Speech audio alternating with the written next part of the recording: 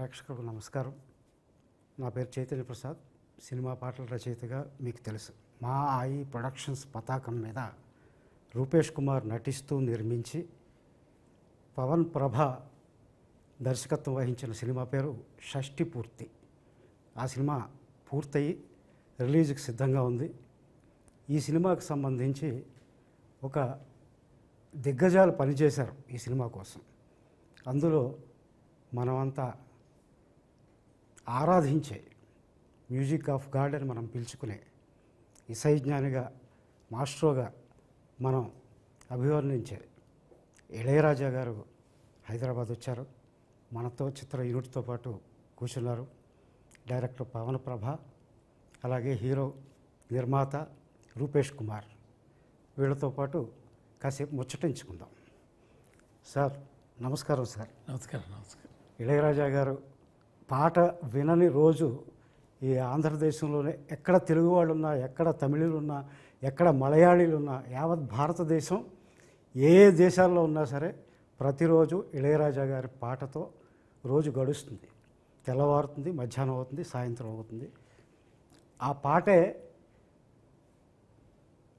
మిమ్మల్ని మాకు దేవుణ్ణి చేసి పెట్టింది. ఆ పాట పుట్టుకకి ఎలా జరుగుతుంది, అసలు దాని నేపథ్యం ఏంటి అన్నది ఈ సినిమాకి సంబంధించిన అనుభవాలని మీ నుంచి తెలుసుకోవాలని అనుకుంటున్నామండి. ఇప్పుడు మొన్ననే మీరు లండన్లో రెండోసారి సింఫనీ చేసి వచ్చారు. ఒక భారతీయుడు వేరే దేశంలో సింఫనీ చేయడం అనేది మీ ఒక్కరి వల్లే సాధ్యమైంది. అది ఆ సింఫనీ అనుభవాలతో మొదలు పెడదాం సార్. ఆ సింఫనీ చేయాలని మీరు రాత్రింబగళ్ళు పనిచేయడం మేము చూసాం.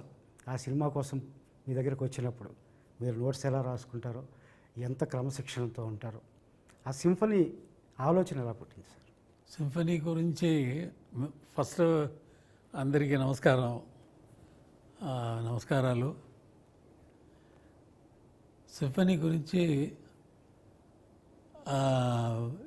You cannot explain symphony, but experience, you must experience symphony. అదే ఇప్పుడు ఒక కొత్త పాట ఏదో చేశానో, ఏదో రిలీజ్ అయింది, వింటున్నారు. ఆ పాట మీకు ముందే తెలుసా, అప్పుడే వింటున్నారా? అప్పుడే వింటాం. అదేలాగానే సింఫనీ మాకు తెలియదు. ఆ పాట మాత్రం తెలుసా, రిలీజ్ అవడానికి ముందు ఆ పాట తెలుసా? జనానికి ఎవరికి తెలీదు. అది విన్నారు, అంతరం అలవాటు అయిపోయింది, ఆ పాట వినాలా అని చెప్తున్నారు. అదేలాగా ఇప్పుడు సింఫనీ అంటే ఏంటండి అనేది బదులు అది హనీ అంటే ఏంటండి అంటే అది అది టేస్ట్ అని మనం మాటల్లో చెప్పగలమా? కుదరదు. అదేలాగా ఇది వినాలా, వస్తుంది రిలీజ్ అయినప్పుడు మీరు డౌన్లోడ్ చేయకుండా అది అందరూ వాంచున్నప్పుడు వినాలి. అదే ఎక్స్పీరియన్స్. జనాలకి చెప్పేది, జనాలకి నేను ఇవ్వడం ఏమి ఇవ్వాలా? ఎంతో ఇచ్చాను, అన్నీ సౌండ్ ఫామ్లో డౌన్లోడ్లో పోయింది. అదే వింటున్నారు, అదే బాగుంది అంటున్నారు. రియల్గా ఆ రికార్డింగ్ జరగనప్పుడు వింటే ఎలా ఉంటుంది అనేది నాకు మాత్రమే తెలుసు. ఏంటంటే అందరూ 60 మెంబర్స్ ఆర్కెస్ట్రా, 70, 80 అని పెట్టి మన పాత పాటలన్నీ కంప్లీట్ 80, 85, 90 కూడా వెళ్ళింది. 90 మ్యూజిషియన్స్ కూర్చొని అది పాట మొదలైతే అందరూ ఒకే చోట్లో కాన్సన్ట్రేషన్ పెట్టి అని ఒకే ఒక స్వరం ఇస్తే అందరు ఇన్వాల్వ్మెంట్ వచ్చి, అందరు ఫీలింగ్ వచ్చి, అందరు ఎమోషన్స్ వచ్చి అది కలిపి అది వచ్చే కాబట్టి ఈ డెప్త్ ఉంది. ఈ డెప్త్ ఊరికే రాదు. కీబోర్డ్ ఉంది, ఎవరైనా టచ్ చేస్తే సౌండ్ వస్తుంది. ఏం సౌండ్ అని వీనికి తెలియదు. ఇది ఎందుకు నమ్ము కొట్టారని ఆ వాద్యం కూడా అనుకోవచ్చు. ఎందుకు చేయి పెట్టారు నా మీద, నేను ఊరికే ఉంటే అని ఆ కీబోర్డ్ చెప్పదా? అది సింఫనీ వచ్చి time will come to make the people make the people to hear that and experience that pure energy. అసలు సింఫనీ చేయాలన్న ఆలోచన ఎలా వచ్చిందండి? మ్యూజిక్ చేసిన వాళ్ళకు ఏం చేయాలని ఎలా రాకూడదా అంటే ఆలోచన. మీ క్వశ్చన్ వచ్చే ఇన్నర్ మీనింగ్ అది. ఎందుకు ఇది వచ్చింది వరాకుడితే అన్నట్టుగా. అస్సలు కాదండి. కాదండి, పాట ఒక సందర్భానికి అలా పుడుతుంది.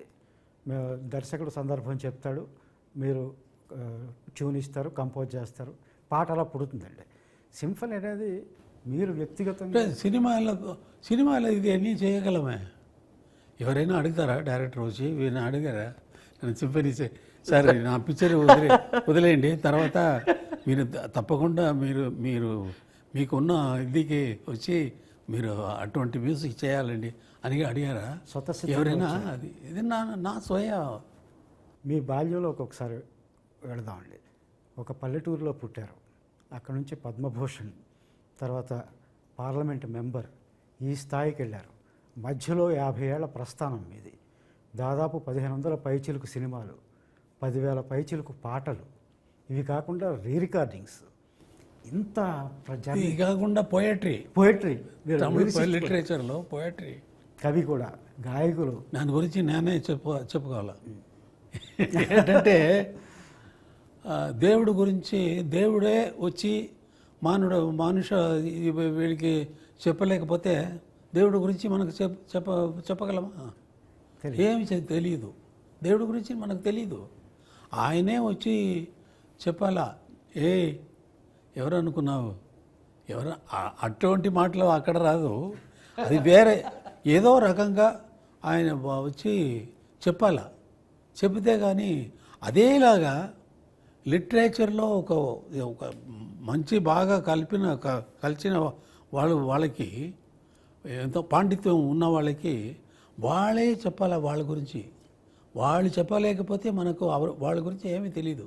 ఇంత ఉందా దీంట్లో, దీంట్లో ఇంత ఉంది అని ఆయన చెప్తున్నారే, ఆయన గొప్పవాడు అనే ఆయన గురించి తెలుసుకోవాలంటే ఆయనే చెప్పాల. అదిలాగా ఇప్పుడు నేను చెప్పింది. అవునండి, ఈ ప్రస్థానంలో తమిళ లిటరేచర్ అని చెప్పింది, ఆ ఒక మాటలు చెప్పింది. ఇన్నేళ్ల ఈ యాత్రలో అలుపెరగకుండా, ఇప్పుడు 82 ఏళ్ల వయసు మీది, ఎక్కడ మిమ్మల్ని చూస్తుంటే అలిసినట్టు కానీ సొలసినట్టు కానీ కనిపించదు. ఉత్సాహం తగ్గలేదు. దాదాపుగా ఒక 60 ఏళ్ళు వచ్చినాయి అంటేనే రిటైర్మెంట్ ప్రకటించేసుకునో లేకపోతే ఇచ్చేసో కృష్ణారామ అంటూ ఇంట్లో కూర్చుంటారు. మీ ప్రస్థానం, మీ ఉత్సాహం చూస్తూ ఉంటే ఎక్కడి నుంచి వస్తుంది సార్? అలా కూర్చోకుండా ఇలా చేస్తారే అంటే అడుగుతారా? అదే మళ్ళీ అడుగుతారా? ఇది యాత్రలో అన్నారు. యాత్రలో మాటలు వచ్చి ఈ కళలో ఉన్న అన్ని కళలకు రాదు. యాత్ర అంటే స్టార్ట్ చేసిన ప్లేస్ ఉండాలి, ఇన్ బిట్వీన్ ద పాస్ చేసిన ప్లేస్ ఉండాలి, తర్వాత రీచింగ్ డెస్టినేషన్ ఉండాలి. అది లేదు. ఇప్పుడు ఉందా నాకు? ఇప్పుడు నేను యాత్ర అని మీ మాటలే తీసుకున్నాను. యాత్ర అంటే నేను యాత్ర ఇప్పుడు పోతానా ఆపేశానా? లేదు, యాత్ర అని మాటలకు మాత్రం వాక్యాలు వాడకూడదు. అది దానికి మాత్రం అడుగుతున్నాను. యాత్రానికి డెస్టినేషన్ లేదు. So you should not call this as యాత్ర. ఒక ఇది జర్నీలో ఇదేం జరిగింది అనేది సరిగా ఉండదు. మీకు యాక్చువల్ క్వశ్చన్ వదిలి ఎక్కడెక్కడ వెళ్తున్నారు. సరే, యాక్చువల్గా మీరు ఎప్పుడు చెప్తారు లోకల్లో అంటే మీరు చెప్పిన అన్ని చూస్తే నేనే చెప్పాలా ఏంటంటే బాగా పాండిత్యం ఉన్నవాళ్ళు వాళ్ళ గురించి చెప్పాలి కదా. దానివల్ల నేనే చెప్పాలా. లోకంలో నాలాంటి వాళ్ళు లేదు. ఇంకా రారా అంటే వస్తారా అంటే రారండి. ముందే మీలాంటి వాళ్ళు వచ్చారా అని అంటే లేదు. రీజన్ వచ్చి దేనికి ఇది చెప్తున్నా అంటే సరదాగా నేను పుట్టింది కుగ్రామం, very very very ordinary village. దాంట్లో మ్యూజిక్ నేర్పిన వాళ్ళు లేదు. నా అన్న పాడతారు, అది విని విని విని విని విని దాంట్లో ఒక అట్రాక్షన్ వచ్చింది. చిన్నప్పుడు నుంచి అప్పుడు అలాగే పెరిగి ఇది వచ్చి మెడ్రాస్ వచ్చి కలిశాను. నేను వెళ్ళిన దారిలో నాలాంటి జీవితం ఎవరికి జరగలేదు. మీరు ఎవరి పేరు చెప్పండి, మ్యూజిక్లో గొప్పవారు లోకంలో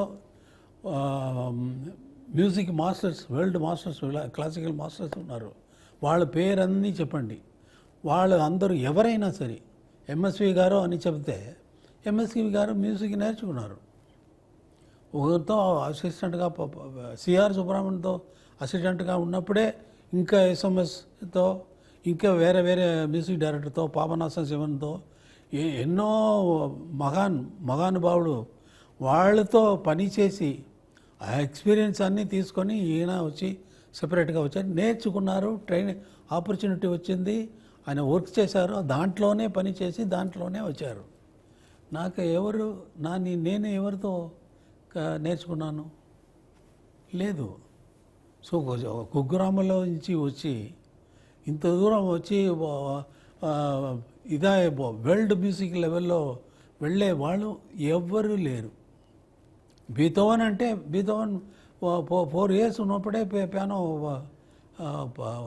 కొట్టేవాళ్ళు, అదిరిపోతుంది, అలా వాంచేవాళ్ళు. మ్యూజిక్ మొజార్ట్ ఎవరి నేమ్ చెప్పండి. ఆ లెవెల్లో మనకు దేవుడు ఎలా నాకు ఇచ్చారో అనేది నాకు తెలియదు. ఇది దేవుడు ఇచ్చిందే కాబట్టి ఆర్డినరీ మనిషి వచ్చి మనం ఏదో అనుకొని ఏదో మ్యూజిక్ నేర్చిన మ్యూజిక్ మాత్రమే రిపీట్ చేసి కర్ణాటక కచేరీ చేసిన ప్రోగ్రామ్ చేసిన వాళ్ళు ఎక్కువ ఉన్నారు. నేర్చుకున్న పాట కాదా వాళ్ళు పాడేది, అక్కడ వాళ్ళే క్రియేట్ చేసి పాడింది కాదు, క్రియేట్ చేసి పాడేది అక్కడ రాగంగా పాడినప్పుడు మనోధర్మంగా ఏదైనా పాడతారు. బట్ సాలిడ్గా తానే పాడిన తర్వాత అది కరెక్టా అలాగే ఇంకొకరు ఫాలో చేస్తారా, ఒక గ్రూప్ ఆఫ్ పీపుల్ ఫాలో చేస్తారా అంటే దేశంలో అందరూ మ్యూజిక్ తెలిసిన వాళ్ళందరూ అదే ఫాలో చేస్తున్నారా అంటే లేదు. భీమ్సేన్ జోషి పాడుతున్నారు, అది అలాగే పాడతారా, వచ్చే వాళ్ళందరూ పాడరు. అటువంటి వెరీ డిఫికల్ట్ ఫీల్డ్ అది. మ్యూజిక్ అనేది గొప్పది, చాలా గొప్పది. సంగీతం ఒక గురువు దగ్గర అక్కడ నేర్చుకోకుండా ఎలా ఈ రాగాలు పట్టుకుని అదే నేను అడుగుతున్నాను దేవుడిని, చెప్పాలి ఎలా దేవుడా నాకు ఇచ్చావు, ఎందుకు ఇచ్చావు? ఇండియన్ మీ మొదటి పాట మీరు ఎప్పుడు చెప్తారు సార్, అప్పటి వరకు అది గాలి, నేను అలా తెరిచిన తర్వాత అది పాట అని. మీ మొదటి పాట అలా ఎలా పుట్టింది సార్? ఏ పాట సార్? ఏ పాట మొదటి పాట అంటున్నారు? మీరు ఫస్ట్ కంపోజ్ చేసింది నాకు సినిమాలో కాకుండా అది ఎలా ట్రై చేసి మ్యూజిక్ ఏంటంటే నాకు ప్రోగ్రాంలన్నీ వాంచినప్పుడు అన్నయ్యతో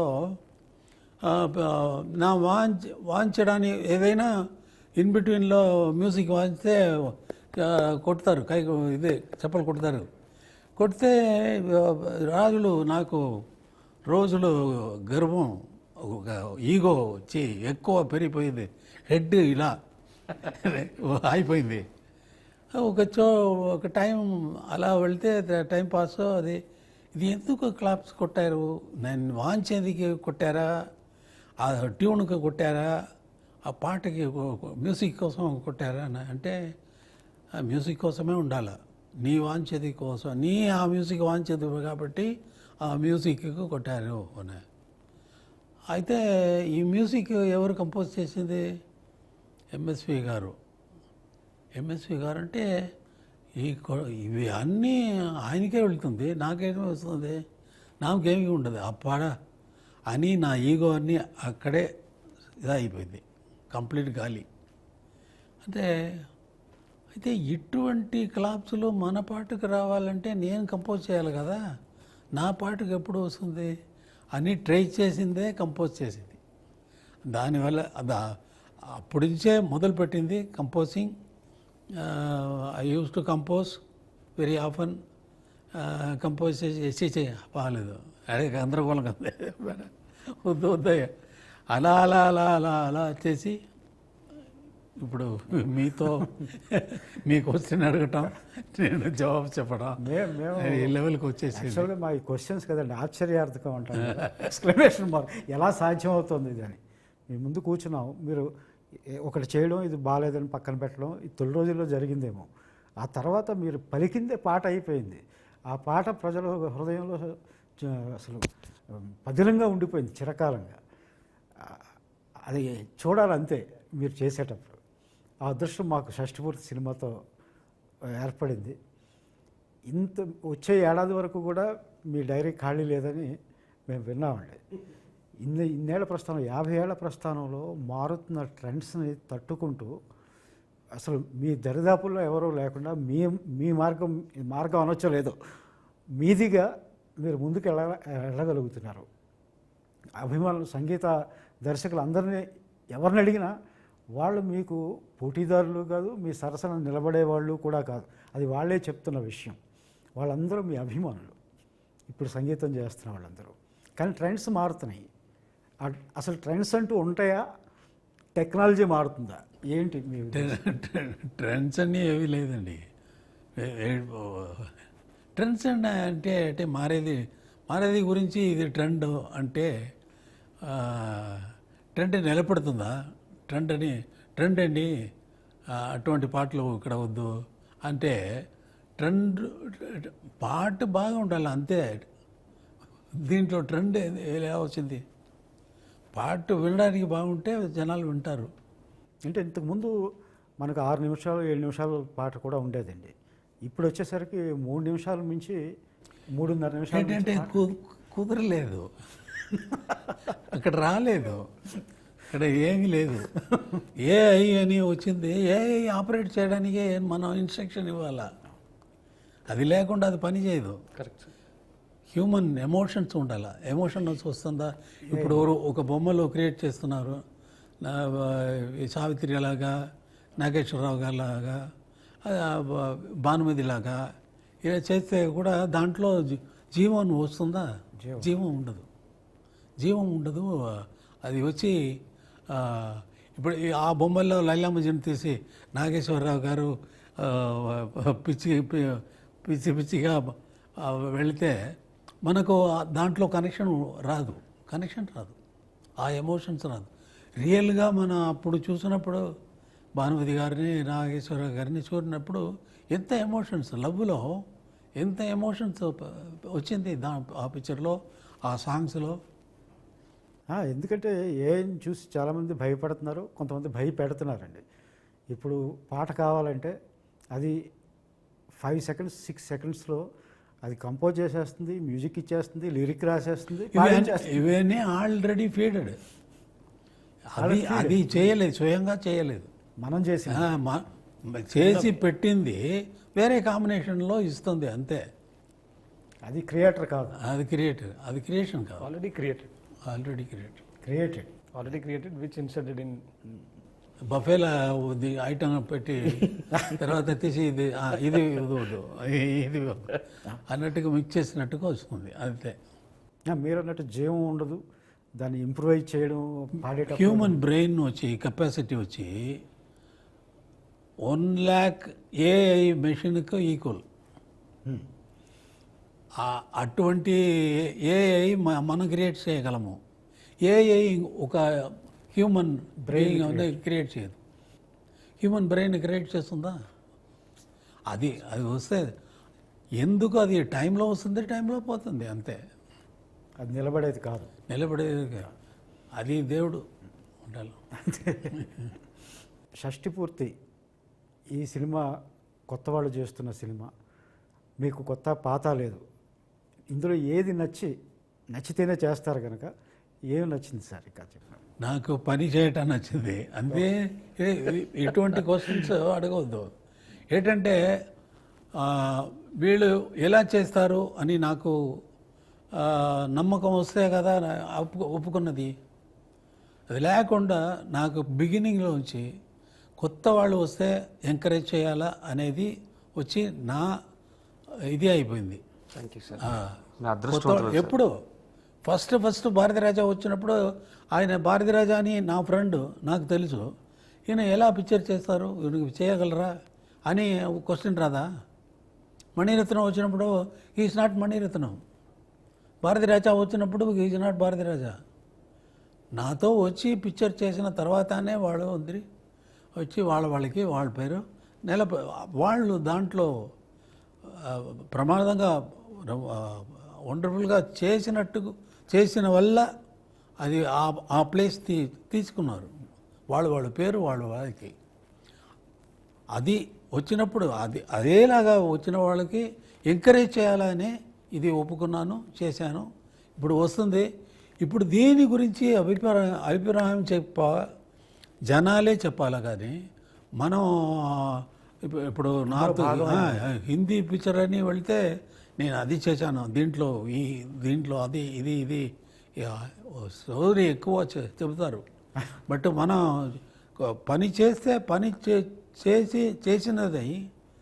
చేసిన తర్వాత చూసేవాళ్ళు చెప్పాలా, అభిప్రాయం చెప్పాలా, వాళ్ళు అప్రిషియేట్ చేయాలా. వాళ్ళు అప్రిషియేషన్ మంచి వర్క్ అయితే జనాలు ఒప్పుకుంటారు తప్పకుండా.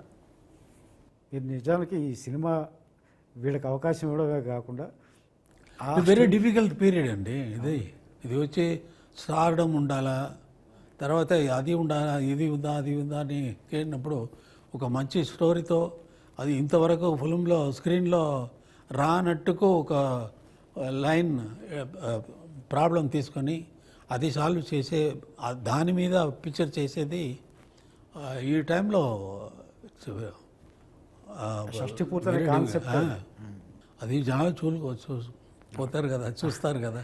కాదు, మీరు అన్ని అవకాశాలు ఇచ్చారంటే ఈ టీంకి.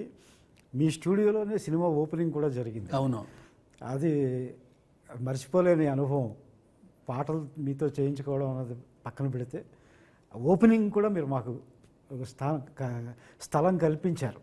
పవన్ సార్, మీ దగ్గరికి ఎప్పుడు వచ్చినా కూడా మీరు నాకు పరిచయం లేని రోజుల్లో ఫస్ట్ టైం కలిసినప్పుడు సార్ మీ దగ్గర రౌండ్ ద క్లాక్ సార్ ఒకరి పాటలే మోగేవి. అవును సార్. అది ఇళయరాజా గారి పాటలు. ఎప్పుడు రానియండి, సార్ మీరు హమ్ చేసేవి కూడా రాజాగారి పాటలు తప్ప ఇంకో పాట హమ్ చేయరు. అలాంటి మీరు మొదటి అవకాశంలోనే సార్తో మ్యూజిక్ చేయించుకుంటున్నారు. సార్ ఆ ఎక్స్పీరియన్స్, ఆ ఆలోచన, అవకాశం ఎలా పొందారు? అసలు ఫస్ట్ ఈయన పక్కన కూర్చోడం చాలా షివరింగ్గా ఉంది సార్. చాలా వణుకు వస్తుంది లోపల. నాకు కూడా అలాగే ఉంది. ఎందు గురించి అంటే ఇది ఒక్కోసారి గిచ్చుకుని చూసుకుంటుంటారండి, ఇది నిజమా అబద్ధం అని. అంటే నేను పుట్టిన 1980s అండి, 80s బ్యాచ్లో పుట్టాను నేను. సో నేను అక్కడ స్టక్ అయిపోయాను ఈ మ్యూజిక్ దగ్గర. అందు నుంచి బయటకు రాలేను నేను. సో ఆ రాకపోవడం వలన ఏమైందంటే మీరు ఎప్పుడు వచ్చినా అదే పాటలు అవే వింటూ ఉంటే మీరు మీ చుట్టూ అదే ఉండేదండి. అవే పాటలు వినేవాడిని. నాకు కూడా విసుగులేదు కదా. అదేనండి, నేను కూడా ఎంజాయ్ చేశాను. పాటలు కదా కీర్తనలు. మనకి జనరల్గా పొద్దున్న లేచి మన దేవుడు దండం పెట్టుకోలేని రోజు ఉంటుందేమో కానీ ఈయన పాట వినని రోజు ఉండదండి. అది రకరకాల కోణంలో అవ్వచ్చు. ఒక సెల్ ఫోన్ రింగ్ అవ్వచ్చు, లేదా నేను ఆర్టీసీ బస్సు ఎక్కితే ఒక ఎఫ్ఎం అవ్వచ్చు, లేదా టీవీ పెడితే టీవీ ఛానల్ అవ్వచ్చు, లేదా చంటిపిల్లలు ఏడుస్తుంటే చంటిపిల్లలు వాళ్ళ అమ్మ పాడే పాట అవ్వచ్చు, ఏదేనండి. సో నేను ఎక్కడో అనుకున్న పాయింట్ ఏంటంటే చేస్తే రాజాసార్తోనే చేయాలి, ఆయన వద్దు అంటే అప్పుడు చూస్తా. కానీ ఆ అవకాశం నాకు కల్పించింది ఫస్ట్ మా రూపేష్ గారండి. బికాజ్ నేను ఇదే కథ చాలామంది దగ్గరికి పట్టుకుని వెళ్ళానండి. ఫ్రాంక్లీ వెళ్ళిన ప్రతిసారి రాజాగారు అంటే నీకు రాజాగారు ఎందుకు చేస్తారు, ఏం మాట్లాడుతున్నావు, ఏమైనా సెన్స్ ఉందా, నువ్వు డైరెక్టర్ ఏంటి అసలు, మీకు గుర్తుందో లేదో, నేను కూడా నమ్మలేదు. గుర్తుందండి, నాకు గుర్తుందండి. కానీ ఆయన మాత్రం అలా కాకుండా రాజా సార్ అంటే తప్పకుండా అండి మనం వెళ్దాం, ఆయన వద్దంటే అప్పుడు చూద్దాం అని చెప్పారండి. సో నేను వెళ్ళి ఆయనకి హార్డ్లీ ఒక 2 నిమిషాలు కూడా చెప్పలేదండి కదా. ఆయన జస్ట్ అడిగిన వెంటనే ఏంటి అన్నారు, సార్ ఇది సార్, ఇది సార్, ఓకే పాట తీసుకొచ్చి అన్నారు. అంతేనండి, ఇంకా అసలు వేరే మాట కూడా లేదు. ఆయనకి ఏం అర్థమైంది అన్నది భగవంతుడికే తెలియాలండి. అండ్ మోస్ట్ లక్కీయెస్ట్ పర్సన్ ఎవరైనా ఈ భూమి మీద ఉన్నారంటే డైరెక్టర్స్లో దట్స్ మీ 100% అండి. అందులో there is no doubt at all.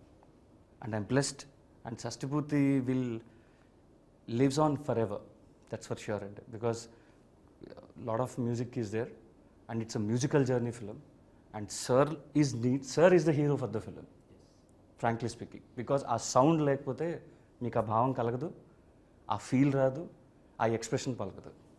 ఎన్ని పాటలు ఉంది ఇందులో? సార్ సినిమాలో ఒక ప్రాపర్ రాజా సార్ కమర్షియల్ ఫిల్మ్ ఒకప్పుడు 90sలో మనం వినేవాళ్ళం. ఎగ్జాక్ట్ 6 సాంగ్స్ అండి, పక్కా. ఎవ్రీ ఎమోషన్, ఆయన మెలోడీ ఉంటుంది, ఇంట్రొడక్షన్ ఉంటుంది, ఒక బాధాకరమైన పాట ఉంటుంది, ఒక ఫెస్టివల్ మూడ్ ఉంటుంది, ఒక ఎరాటిక్ సాంగ్ కూడా రాయించారు. ఎస్, మీరే రాశారు అది. ఇప్పుడు రాజా సార్ వెళ్ళి చెప్పేటప్పుడు సార్ ఏ ధైర్యం చెప్పారు? ధైర్యం ఏంటి సార్, అసలు ఫస్ట్ 2 చొక్కాలు తడిసిపోయేవి, చెమట. ఆయనేమో చాలా సింపుల్గా లోపల రానివారు. నేను వెళ్ళేవాడిని. చాలా అసలు నాకు అద్భుతంగా అనిపించింది. నేను ఎందుకు ది బ్లెస్డ్ అని అన్నానంటానంటే, ఒక పాటని జనరల్గా ఎప్పుడైనా అడిగితే సరే రేపు వస్తుందండి, ఎల్లుండి వస్తుందండి, నేను ఇస్తానండి అంటారు. అసలు ఈయనకి నాకు కథ చెప్పేటప్పుడు కూడా సిచ్యువేషన్స్ తీసి చెప్పమన్నారండి. ఈయన దగ్గరికి వచ్చిందే సిచ్యువేషన్ చెప్పి ఇంప్రెస్ చేద్దామని, మ్యూజిక్ సిచ్యువేషన్స్ చెప్పి. బట్ ఆయన పాట మ్యూజిక్ నువ్వు అసలు సిచ్యువేషన్స్ తీసేసి కథ చెప్పన్నారు. ఆ తర్వాత వెళ్తున్నప్పుడు నేను ఈయనకి అసలు ఏం సిచ్యువేషన్ చెప్తానో తెలీదు. ఇలా వెళ్ళిన వెంటనే సింగిల్ టేక్ అండి, ఇంకొక డిస్కషన్ లేదు. ఈ సిచ్యువేషన్ ఏంటంటే, సార్ అమ్మాయి అబ్బాయి ఫస్ట్ టైం చూసుకుంటారు సార్, వాళ్ళ కళ్ళు ఒకసారి మీట్ అవుతాయి సార్, అక్కడి నుంచి ప్రేమలో పడతారు సార్, అంతే. ఇంకొక మాట కూడా ఎక్స్ట్రా ఉండదండి. ఆయన ఒక హార్మోని పెట్టి మీద కూర్చుని ఒక ట్యూన్ ఇస్తారు, ఆ ట్యూనే అర్థమైపోద్దండి. ఆ రూమే ఒక దేవాలయంలో ఉంటుంది. అసలు ఏం లిరిక్ కావాలి, ఏం విజువల్ కావాలి, దీన్ని ఎక్కడ తీయాలి అన్నది అసలు ట్యూనే చెప్తుందండి మనకి. ద ట్యూన్ విల్ ట్రావెల్ మీ. దాని చైతన్య ప్రసాద్ గారు కావాలా, కీరవాణి గారు కావాలా, రెహమాన్ గారు కావాలా. సో దట్స్ అద్భుతం అండి. నేను అది నా కళ్ళారా thank you so much sir, నాకు అదృష్టాన్ని కల్పించారు మీరు. లిరిసిస్ట్గా నా ఎక్స్పీరియన్స్ ఏంటంటే, ఏ పదం వేయాలో కూడా ఆ ట్యూనే చెప్తాను. అదేనండి, మరి అదే కదా సార్ నేను చెప్పాను. ఇప్పుడు ఇప్పుడు మీరు రాసిన షష్టిపూర్తి పాట ఉంది. షష్టిపూర్తి పాట అంటే అది ఆయన ఫస్ట్ ఎప్పుడైతే ఆయన గొంతులో నుంచి ఆయన ఇచ్చే ట్యూన్ ఏదైతే ఉందో అది అక్కడే చెప్పేస్తుంది. ఆయన గొంతే 1000 వేణువులు మోగి అన్నట్టు ఉంటుందండి మన చెవులని. So there is no need of again డిక్షనరీలు చూసి ఈ పదానికి ఇంతే రాయాలి, ఇది అసలు ఫెంటాస్టిక్ ఎక్స్పీరియన్స్ సార్, నా జీవితంలో మర్చిపోలేదండి. రూపేష్ సార్తో మీ ఎక్స్పీరియన్స్ ఏంటి?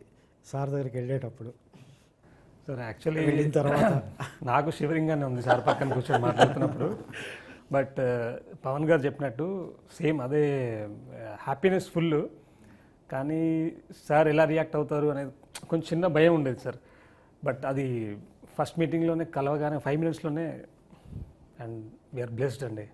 చాలా అంటే అంత ప్రేమించడం అనేది ఒక మ్యూజిక్ డైరెక్టర్ ఒక కొత్తగా వచ్చే పిల్లల్ని అంత ఎంకరేజ్ చేసి అంత ప్రేమించడం అనేది blessing for me sir. Sir చెప్పినట్టు అందరూ ఇప్పుడు దిగ్గజాలుగా ఉన్న దర్శకులందరూ కూడా ఒకప్పుడు కొత్త వాళ్ళే. వాళ్ళు ఒక్కొక్క మెట్టు ఎక్కుతూ విజయం సాధించి ఇంత పైకి వచ్చారు. వాళ్ళ మొదటి సినిమాలని నేనే చేశానని చెప్పారు. అలాగే మీ మొదటి సినిమా కూడా ఇళయరాజా గారి సంగీతంతో మరింత పైకి రావాలని, ఇంకా వృద్ధిలోకి మీ సంస్థ కూడా రావాలని కోరుకుంటున్నాను నేను. Thank you sir. అయితే ఈ ప్రయాణం మీరు ప్రతిరోజు సార్ దగ్గర ఆశీర్వాదం తీసుకున్నారు. అవును సార్. మీరిద్దరు అవునండి, మీతో పాటు నేను కూడా. నాకైతే గుడ్ అండి, బికాజ్ ఒక కోరుకోవడానికి మనం గుడికి వెళ్తామండి. అలాగే నేను కోరుకోవడానికి వచ్చాను, నాకు ఆ కోరిక నెరవేరింది, నేను చేస్తున్నాను పో అన్నారు ఆయన. సూపర్ అనుకున్నాను.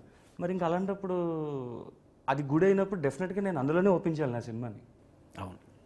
ఇప్పుడు ఇక్కడ ప్రసాదం తీసుకుని అక్కడికి వెళ్ళి మొక్కుతానంటే అలాగండి, కుదరదు కదా. సో ఎక్కడ ప్రసాదం దొరికిందో అదే గుడి. సో సార్ నాకు వరం ఏదైతే ఇచ్చారో నేను అక్కడే సెటిల్ అయ్యానండి. ఇప్పుడు మా లిరిక్ రైటర్స్ అందరినీ కూడా పక్కన పెట్టి సార్, మీరు అప్పుడే ఆస్కార్ అవార్డు అందుకుని వచ్చిన మ్యూజిక్ డైరెక్టర్ సార్ కీరవాణి గారిని సార్ సార్ బాణీకి, ఇళయరాజా గారి బాణీకి పాట రాయించారు. దాని గురించి సార్ అది కీరవాణి గారు కూడా ఇళయరాజా గారు ఫ్యాన్. అవునండి, అవునండి, తప్పకుండా అండి. అంటే బేసిక్గా ఏంటంటే నాకు కొంచెం నెరేటివ్ ఫిల్మ్స్ రాసే స్టైల్ అండి నాది. అంటే పాట will be in to the story అండి, కట్టెల పాట కాదండి. సో కీరవాణి గారు దాన్ని తాలూకు శైలిలో చిన్న చమత్కారం ఉంటుందండి. సో ఈ సిచ్యువేషన్ సార్ చెప్పేటప్పుడు కూడా కొంచెం వెరైటీ కైండ్ ఆఫ్ సిచ్యువేషన్ అది. సో అది ఆన్ అండ్ ఆఫ్ రెండు ఉండాలండి, దాంట్లో నెగిటివ్ అండ్ పాజిటివ్.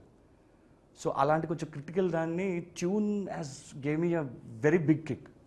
సో దీన్ని ఇంకొక నెక్స్ట్ లెవెల్ తీసుకెళ్ళాలి అంటే ఆ సౌండ్ని పట్టుకోవాలన్నా, లేదంటే ఆ స్థాయిని రీచ్ అవ్వాలంటే ఎక్కడో ఆయన స్టైల్ అయితే బాగుంటుందేమో అని అనిపించిందండి. ఆయన కొన్ని పాటలు నేను ఇంతకుముందు ఆయన సాహిత్యవేత్తగా రాసిన ఆయన సాహిత్యం, like he's a lyric writer also, చాలామందికి తెలియని విషయం అది.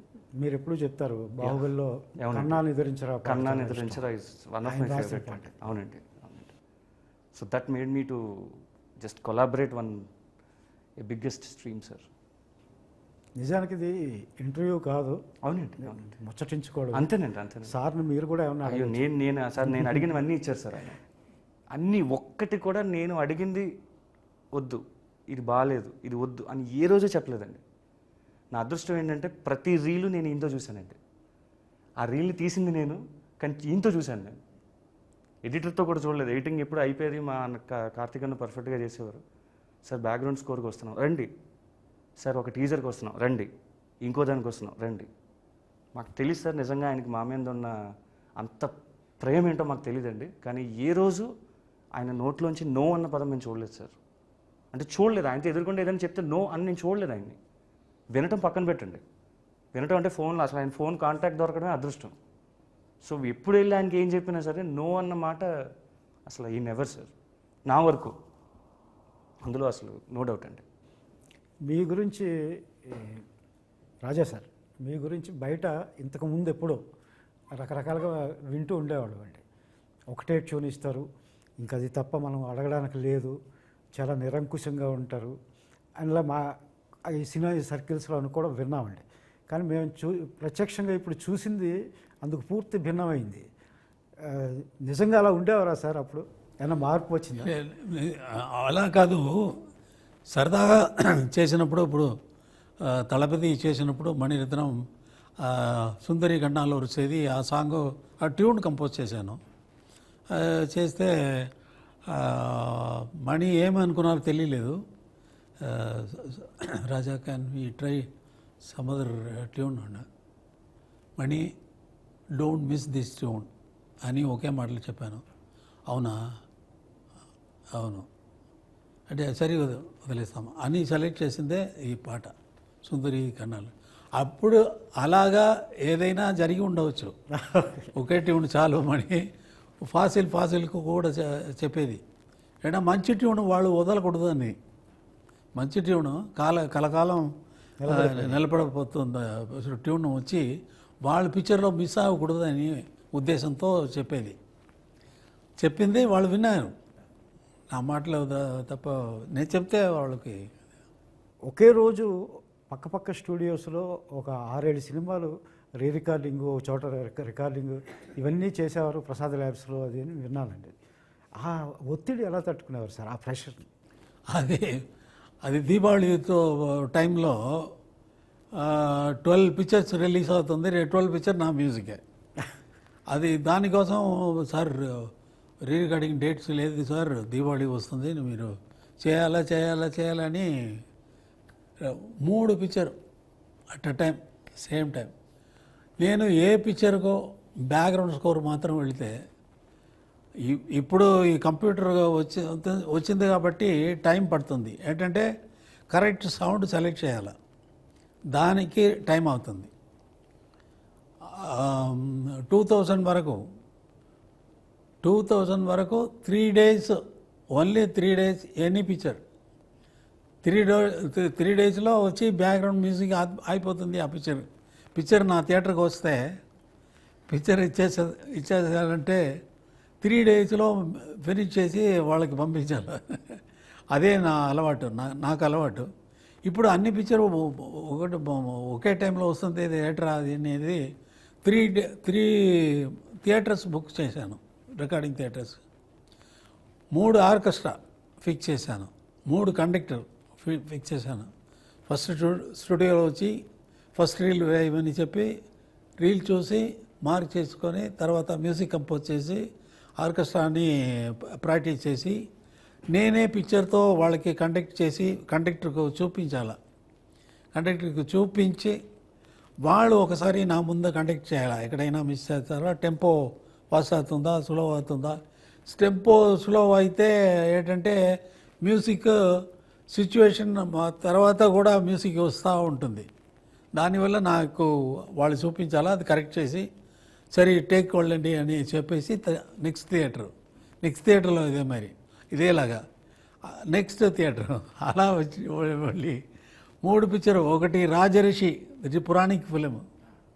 ఒకటి వచ్చి వాక్యరాజ్ కామెడీ ఇది ఫిలిం.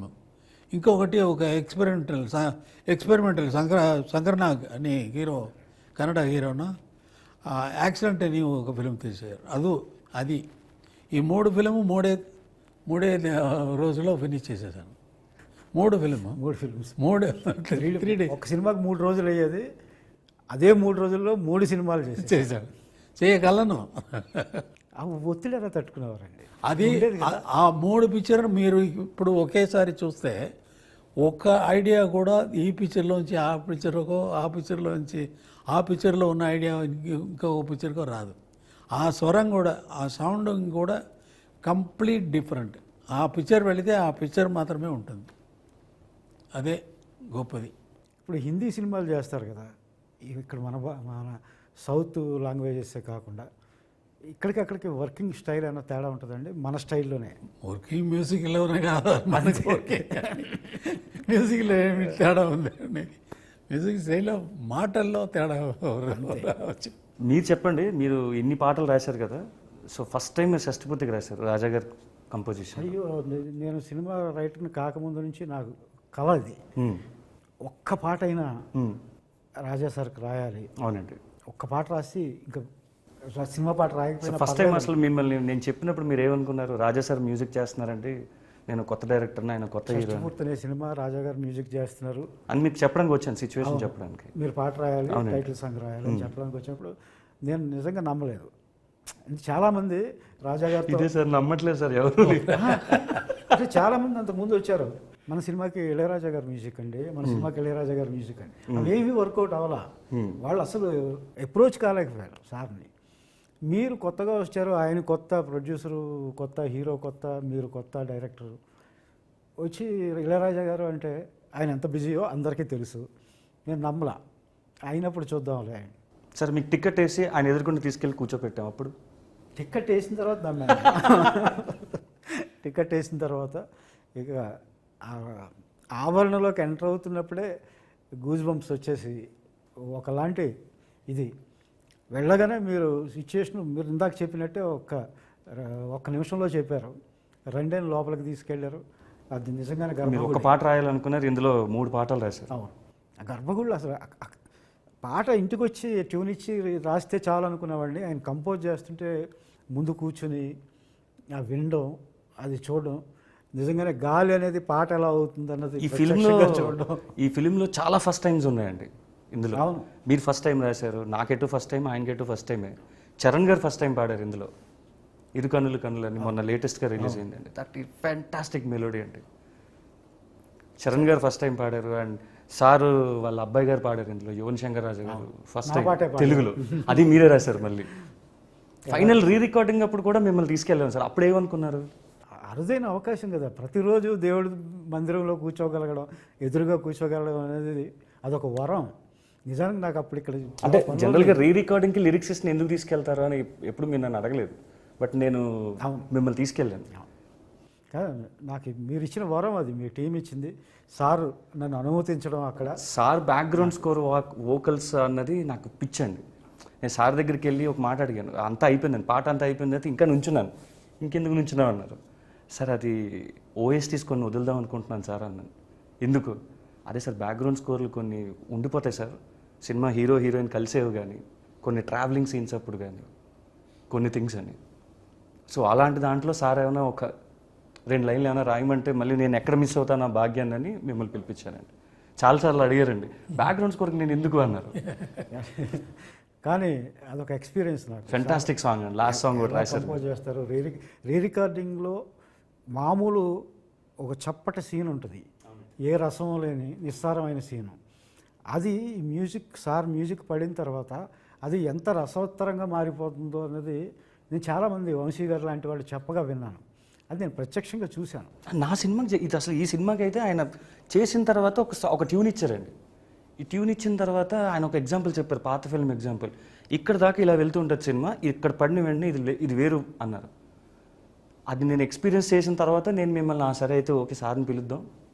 అప్పుడు వచ్చి రీ రికార్డింగ్ రాబట్టే సార్ ఒకరోజు మనల్ని అందరినీ కూర్చోబెట్టి కన్నదాసన్ గారి గురించి, ఆత్రేయ గారి గురించి వెరీ గ్రేట్ టైం, చాలా వెరీ విశేషాలు గ్రేట్ చెప్పారు. అవునండి.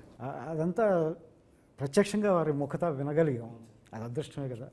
మాస్ట్రో ఇళయరాజా గారు, మన గాడ్ ఆఫ్ మ్యూజిక్ ఇళయరాజా గారు కంపోజ్ చేసిన 6 అద్భుతమైన పాటల్ని 1 by 1 ఇప్పటికే 2 పాటలు రిలీజ్ అయినాయి. ఆ మిగిలిన పాటలను కూడా మీరు ఆదరించి ఈ చిత్రాన్ని విజయవంతం చేయాలని కోరుకుంటున్నాం. Thank you.